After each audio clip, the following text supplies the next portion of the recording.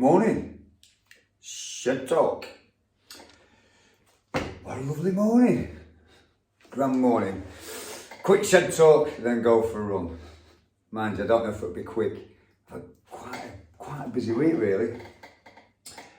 Working with my clients around change and really teaching them this concept called the cycle of change, which was a concept put together by two chaps, Proklasky and De Clementis, back in the day. When I first got involved in working in substance misuse, this is one of the concepts that they taught you, how to support people through the change process and teach them to maintain maintenance,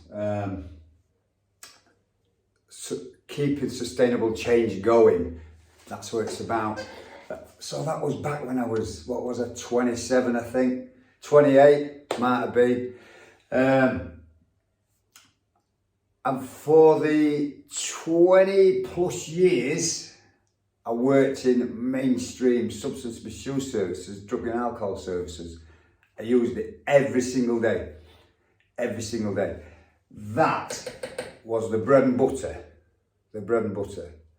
of me supporting people to make changes. And this concept originally came around by these two chaps who developed it around smoking, stopping smoking. And they reckon you probably go through this cycle 7 times before you adapt the full change, if you like. Some might take a little bit longer, might be even less for some. I've seen people who have been in and out with it for years. I've been seeing people who have been through it once and adopted a new change quite quickly. So I suppose it depends where you are and what's happening in your life, what's manageable, what's controllable, what we think we can't manage probably stops us from adopting the change, if that makes sense. Anyway, stop waffling. I'm just going to whiz through it. I'll probably take a little bit of a picture of it because I've got it in my little manual and post that as well because it's not very clear on there. So you've got what's called pre-contemplation, seeing no reason to change. So you might know somebody in your family who have got some behaviours what you think are not serving them well. So your job in to support them make some change if they want to is to get them to look at the cost and benefits of what the behaviours are doing to themselves. They might be on a bottle of wine a night, 2 bottles of wine a night. You might see it starting to alter their perception, alter their responses. They might be finding it difficult to get up in the morning because they're going to bed later and they're drinking, or you might be concerned that they're going to be over the influence if they're getting in the car the next day with the amount of alcohol that they've consumed. So that's pre-contemplation. Person sees no reason to change. So it's our job to prompt and probe them into being aware of the behaviours. Contemplation. This is where part of the person wants to change. So that's where somebody comes to see you and they're talking about it, they're thinking about it. They're reflecting on the behaviours, how they've been, and they're having a sense of that's not really me when I'm under the influence of drugs or alcohol. So then you go into what's deciding to change. So then you're going to look at an action plan. Well, what do I need to do there? So then you go into what's called an active change in behaviour. You're looking at new patterns of behaviour. Then you go into what's called maintenance. Consciously keeping the change going and adopting a new behaviour. But from there, you can go into lapse, where you're back onto the 2 bottles of wine. But it's only been for a day or for 2 days. Then you can go back to your active behaviour.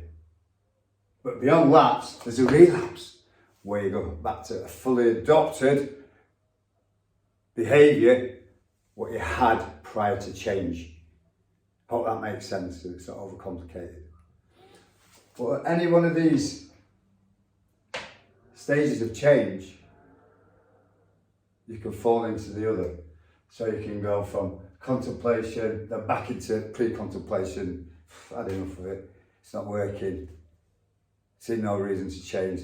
I've seen hundreds of people around diets fall into this part. And they become blindfolded. But they're putting their own blindfolds on. Because what they don't have is consistency to change. If you want to adopt a new behaviour, you've got to have repetition, you've got to have consistency. Repetition is the key to every success. If something's working, keep doing it. Don't change what works. So I'm in the good old sport of triathlon, and it's the long distance triathlons that I do. And I know through repetition and doing things in a certain way, what worked for me, it allows me to get over the finish line 95% of the time. I get that through repetition, doing the same things in training and just building on that. So I have a base, so I just build on that. Conditioning the mind to condition the body. Replicating what I'm going to be doing in a race. Taking my nutrition on board. Getting the right people around me. Sharing ideas with people. Once you've got your base, your foundation, you just build on it and build on it and build on it and build on it. Use this in the cycle of change. So you have people who need abstinence, got to have abstinence, cannot drink ever again. Or you've got somebody who's a control drinker. They have limits on how much they're going to drink. They don't go over that. They've got a baseline. And within that baseline, they'll have alcohol-free days. They drink less strength alcohols. They'll have gone from a 5% to a 4%. It's finding out what's best fit for you and building on that. But you've always got to have a baseline of where you're going to come from. And maintain your baseline. Fetching it back to diets and nutrition, there's hundreds of ways out there, isn't there? There's high fat, no fat, keto, low carb, high carb. Carbs don't make you fat. Proteins don't make you fat. What makes you fat is the amount that you're having. Where's the baseline for your weight? Where's the baseline for your weight? Get to your baseline and then work from your baseline. That's not to say you can't have a bag of crisps, you can't have a chocolate bar. But you can't have 10 bags of crisps, and you can't have 10 chocolate bars. Although there's a concept out there, if you have the 10 chocolate bars and it's still within what you'll need for your calories within that day to maintain your weight, you'll not put weight on. But if the chocolate bars go over your calories, you will put weight on. Me, I'm just plain and simple with it.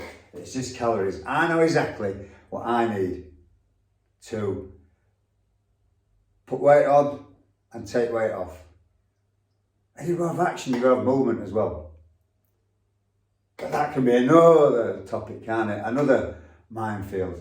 Because you'll only evidence what's true for you and what you believe to be true through your own experience. We're all the same but different.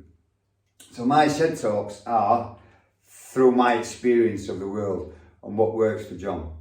And it's been quite interesting over lockdown, and it's given me a lot more time for a lot more research and a lot more studying, what I love to do, and trying these new ideas out. But I do it from my baseline.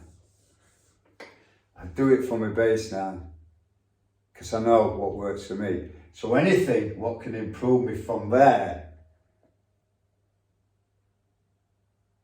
can only be a benefit. I don't need to change the structure of John, because John's structure has got him to where he is now in life. And that is the total opposite to the other side of the coin. Why on earth would you want to change that? Find out what your baseline is. Sometimes you have to do a little bit of digging to get to it, but don't dig the wrong way. You're digging to get out, you're not digging to get in. Look this up, the cycle of change. It can really help you. It can really implement some change into your life. Gives you some good focus, gives you some good understanding. John's thoughts for today. And this is where I've been this week, working with the clients around the cycle of change. Enjoy your Sunday.